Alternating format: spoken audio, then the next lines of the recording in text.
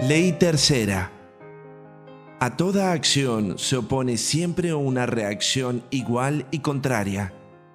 Lo que empuja o tira a otra cosa es empujado o tirado otro tanto por esta.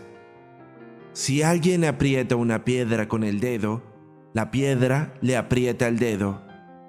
Si un caballo tira de una piedra atada con un cable, también la piedra, por así decir, tira en igual medida del caballo. Principios matemáticos de la filosofía natural.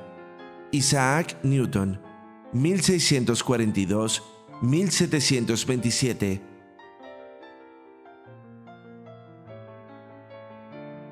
La tercera ley de Newton respecto a la causalidad en la naturaleza es solo una reformulación del principio que los filósofos han enseñado desde el comienzo mismo de la filosofía como metodología sistematizada y enseñada por los antiguos griegos. La causalidad es originalmente una intuición de la experiencia humana. Sin saber, la inteligencia concibe una relación causal o una fundamentación suficiente para el ocurrir de un suceso, así como para el existir de un ser. Vemos algo y suponemos su sentido devenido de un principio causal. Como en el caso de ver a una persona, es suficiente el verla para suponer necesariamente y con toda certeza la existencia de sus padres. Esta intuición sistematizada por el intelecto humano no es exclusiva del hombre, también los animales la asimilan, aunque sin su formulación intelectual, pero sí, como principio organizador y ordenador del mundo. La percepción de peligro, de dolor, hambre o sed que encontramos en los animales suponen de que ellos mismos captan la causalidad. Por ejemplo, al mostrar sorpresa ante un fenómeno que no sea habitual o al mirar hacia arriba una pelota que es lanzada por alguien, es implícito en ese simple acto que asimilan el orden causal del mundo. Tanto para la captación animal como para la intelección de las cosas que hacemos al vivir y movernos en el mundo, la estructura causal de las cosas conforma uno de los principios constitutivos de la propia realidad. En el ordenamiento del mundo, la relación de las cosas entre sí responde a un orden causal que fundamenta cada cosa que ocurre, así como cada cosa que existe y vive. Esta relación causal no es siempre clara. A veces incluso suponemos que es así, pero no podemos rastrear tal relación entre las cosas. En otras palabras, tal principio no lo podemos asir con claridad en los fenómenos del mundo, aunque el no saberlo no le invalida, sino que solo muestra la parcialidad de la percepción. No obstante, al estar vinculado nuestro propio ser al principio causal, por estar nuestro ser inscrito en el ser mismo de todas las cosas, el suponer la acción de la causalidad es suficiente como para generar el conocimiento del mundo. Por ejemplo, para el ser humano primitivo, la relación causal entre el apareamiento y el nacimiento de un bebé no es evidente. Para estos, ¿cómo poder vincular ambos hechos?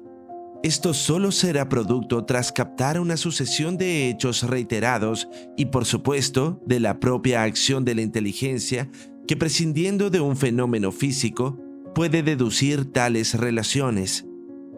La prueba de que este principio existe y como principio de la naturaleza del mundo se cumple inexorablemente es en lo aparente fácil de demostrar, como en el caso de patear una pelota y observar el movimiento de ésta según la fuerza a ella aplicada. Esta aparente simplicidad ha provocado que la causalidad se entienda así como una vinculación temporal de las cosas, en donde por necesidad la causa de algo ha de ser temporalmente previa y su efecto postrero.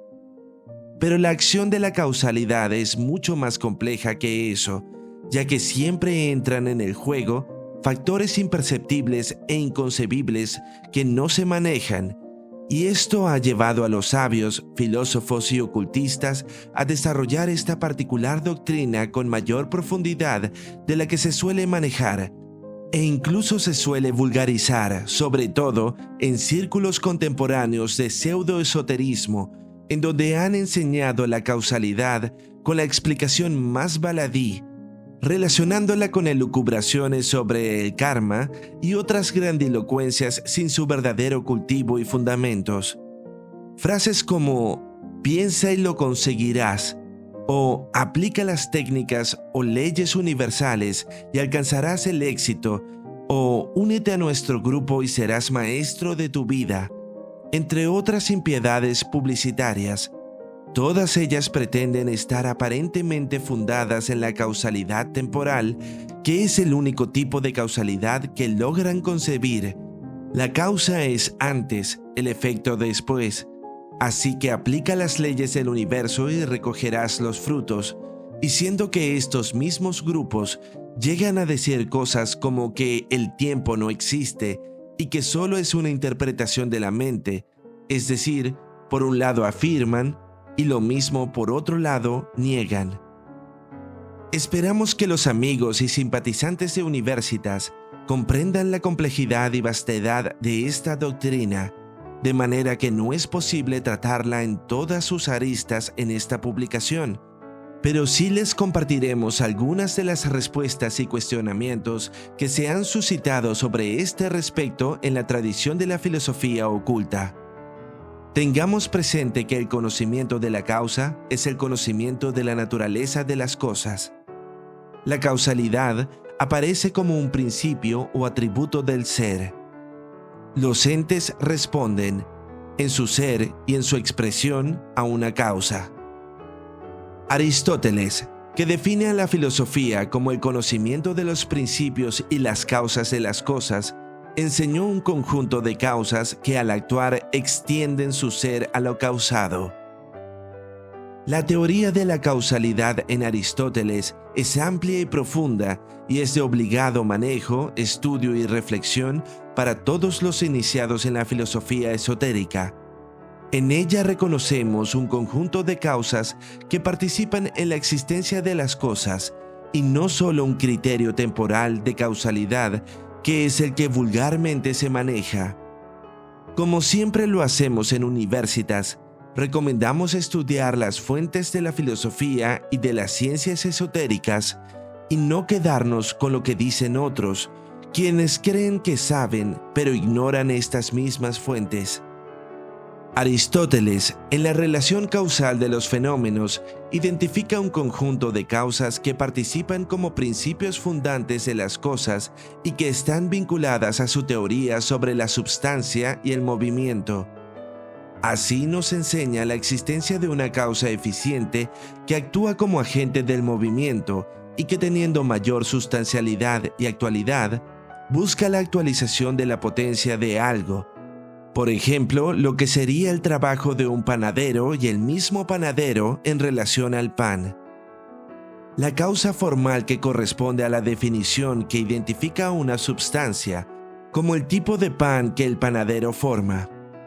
La causa material que corresponde a la base que tendrá la substancia para hacer y en la cual se actualiza la forma, por ejemplo, lo que es la harina, el agua y la sal para el pan. Y finalmente, la causa final, que es la tendencia o el propósito que tiene algo y que, aunque es posterior, actúa como causa, como por ejemplo para el pan, el servir de alimento. Este último principio causal es muy significativo, ya que señala que la causa de un fenómeno puede estar en el futuro, o sea, después que el fenómeno, pudiéndose dar el caso que la causa para que algo exista viene luego del efecto, o su efecto es temporalmente antes que su causa. Esta nomenclatura, en donde la causalidad nos remite al ser, nos permite adentrarnos en la naturaleza misma del ser, como substancia móvil, eterna e inmóvil. Destacamos que el significado habitual e ingenuo de la causalidad como fenómeno de causa-efecto no corresponde a la doctrina esotérica de la causalidad. La causalidad es un atributo del ser y se define según el significado de cada ente. En cada ente, es decir, en cada cosa que es, la causalidad se aplica, pues todo ente lo es respecto a su principio generativo y lo es según el medio en el que es. Por ello, es tan importante la manera en que Newton describe el principio. Los caballos no producen el efecto de mover la piedra, sino que la relación causal se da en el mismo fenómeno y de modo recíproco. La causalidad no se da en el tiempo en donde hay una causa antes a la que seguirá un efecto después. Más bien define el propio fenómeno de tirar, ya sea el caballo a la piedra o la piedra al caballo. En otras palabras, el principio de la causalidad es principio de cada cosa del mundo, porque la totalidad del principio, es decir, todos los elementos y tipos de causalidad, aparecen en la inmediatez del ente mismo, son el fundamento de su ser actual y no una potencialidad. Por ello, la causalidad en su acepción más profunda y esotérica concentra su actividad más allá de la temporalidad. Por ello, no valida el hacer algo para obtener algo, puesto que es la confluencia de todos los fenómenos del mundo en la actualización de su ser, lo que será causa y efecto mismo de cada una de las cosas que son. Para el final de este video, les compartiremos las reflexiones que sobre este mismo tema trabajó ampliamente uno de los más destacados ocultistas del siglo XX.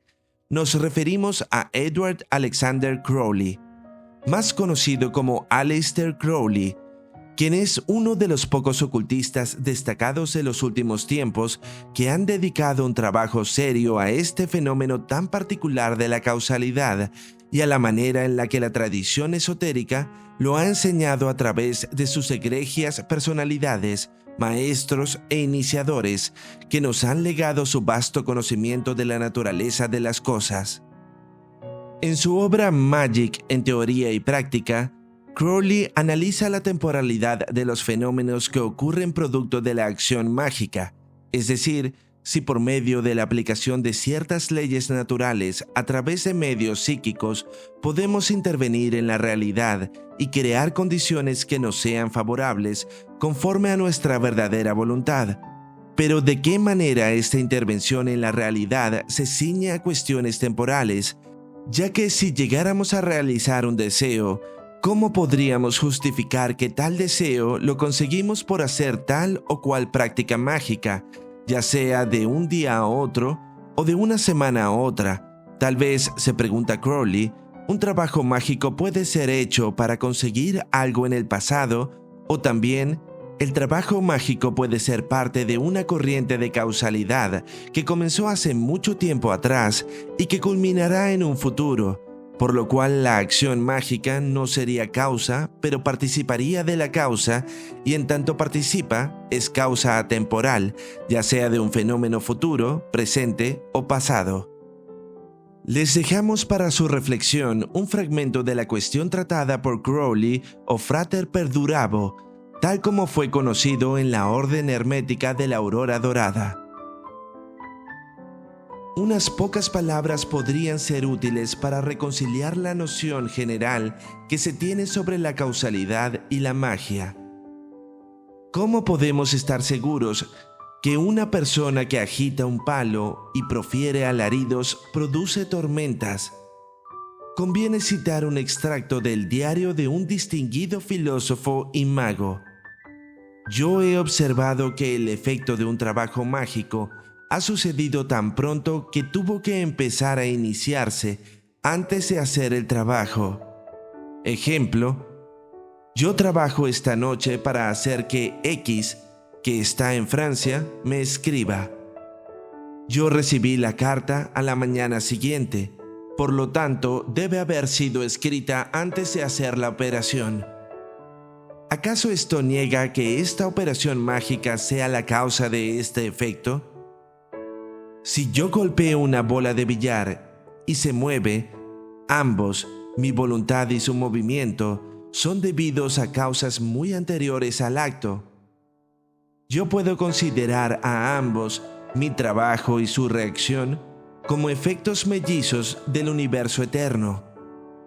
El brazo que se mueve y la bola son partes de un estado del cosmos que es una resultante necesaria de su momentáneo estado anterior, y así atrás para siempre.